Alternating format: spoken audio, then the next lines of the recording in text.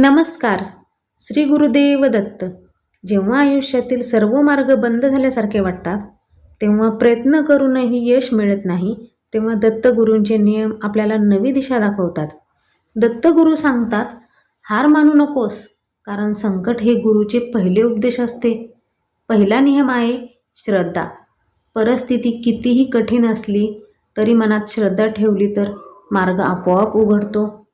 दुसरा नियम आहे सबुरी. संयम. वेळ लागतो, पण योग्य वेळ येतेच. घाई आणि अस्थिर मन निर्णय चुकीचे करवते. तिसरा नियम म्हणजे स्वतःकडे पाहणे. दोष बाहेर शोधण्याऐवजी स्वतःला सुधारा. दत्तगुरू म्हणतात, बदल बाहेर नाही तर आतून सुरू होतो. चौथा नियम आहे सेवा. निस्वार्थ सेवा केल्याने अहंकार कमी होतो आणि संकट हलके वाटू लागते. पाचवा आणि महत्त्वाचा नियम म्हणजे समर्पण. मी नाही तू असे म्हणत स्वतःला गुरूंच्या चरणी अर्पण करू.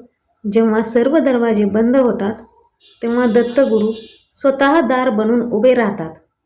म्हणूनच अडचणी आल्यावर घाबरू नका.